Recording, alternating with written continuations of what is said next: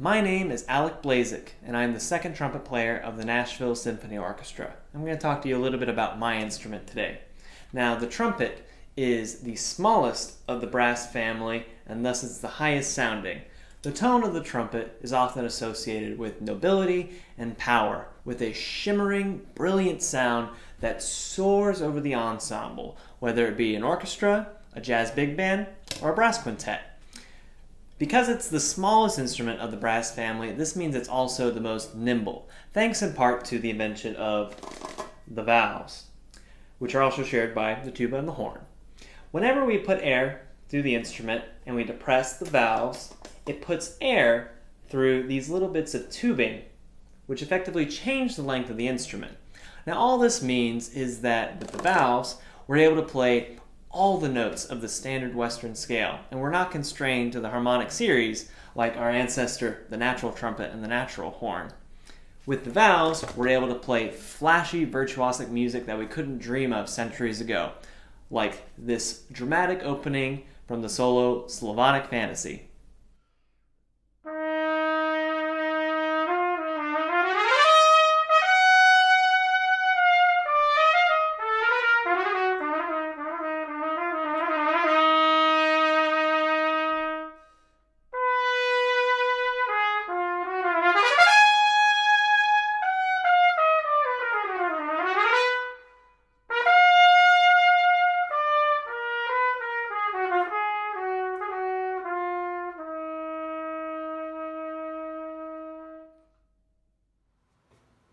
This is the horn.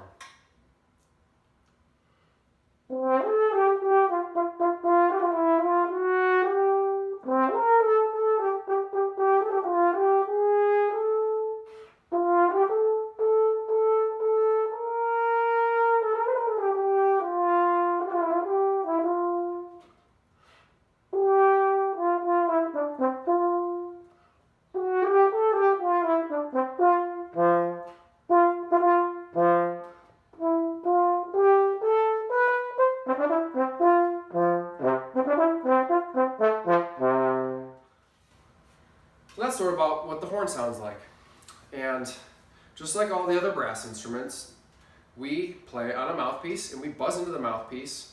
And when you buzz slow, the notes are low. When you buzz fast, the notes are high. But something happens when you buzz through a particular length. Every brass instrument is just a little different in length. And as you buzz at certain speeds, notes will start happening, but they're only limited notes. Without valves, we can only play a certain number of notes. And that sounds sort of like this. If you buzz slow, you'll get a low note. If you buzz a little faster, it's a little higher. Still faster. You get the idea? Now, what happens if I buzz slow, then fast, then slow again? You'll get a series of notes in a row. We call that the harmonic series, and that sounds like this.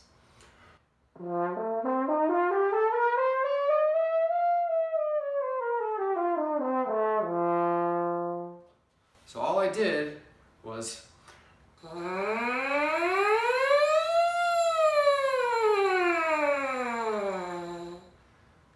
when you put it through the instrument, there are specific notches that happen because the instrument is a certain length.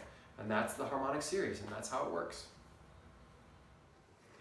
The piccolo trumpet is the smallest brass instrument. It's only half the length of the regular B-flat trumpet, and therefore sounds one octave higher. This instrument has 4 valves, which allows you to play a few extra notes in its lowest register. It's a relatively modern instrument, invented in the year 1900, primarily to help trumpet players perform the music of J.S. Bach, Handel, and Telemann. These composers of the Baroque era wrote for an instrument that had no valves and relied solely on the trumpet player's vibration of the lip to determine the notes along the harmonic series.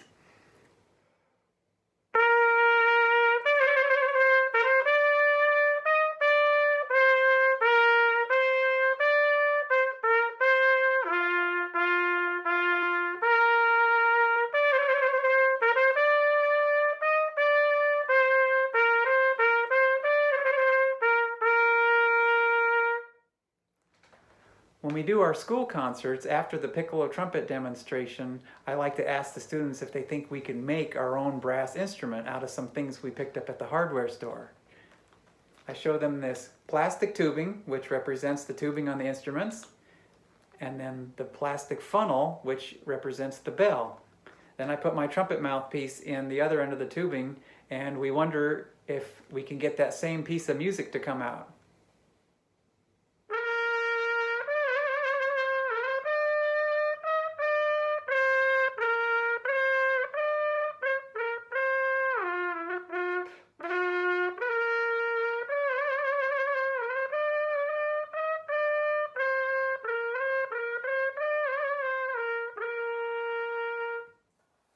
Hi, my name is Gilbert Long, and I played tuba in the Nashville Symphony. This is what a tuba sounds like.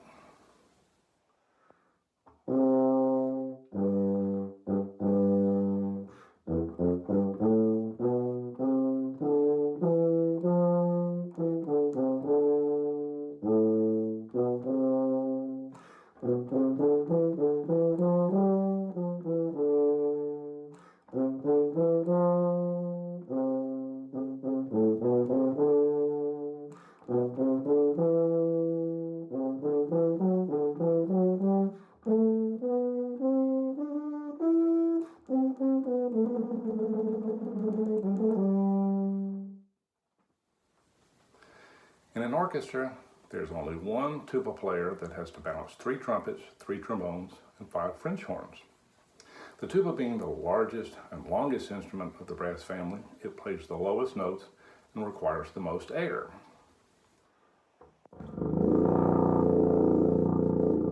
The tuba, like the French horn, are conical instruments. That means from the mouthpiece to the bell, the tubing gradually gets larger, as in the shape of an ice cream cone.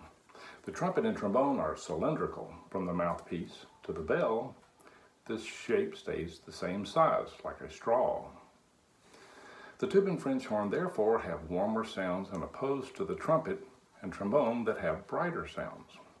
The tuba provides a sound that supports the orchestra with its bass tone and also is part of the rhythm section as in marches.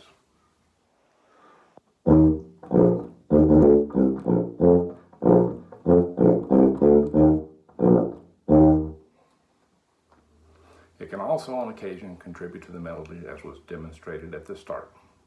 I hope you enjoy listening to the tuba. Thank you.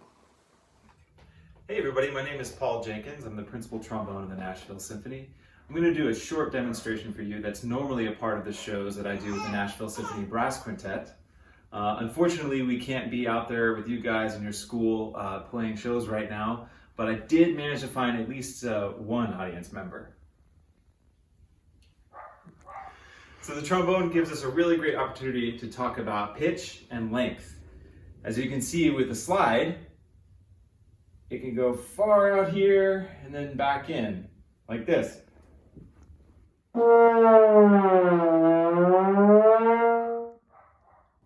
So let's look at that again and see what happens as the slide goes out.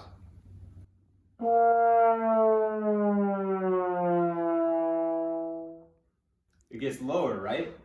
And then if we bring the slide back up, guess what happens?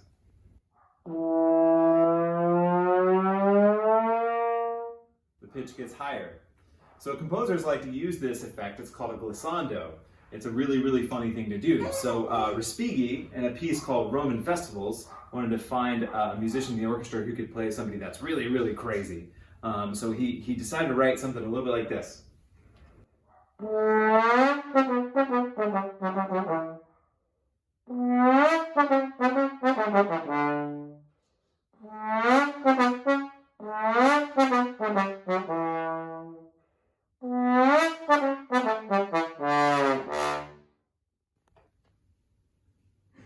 Stay safe, everybody. See ya.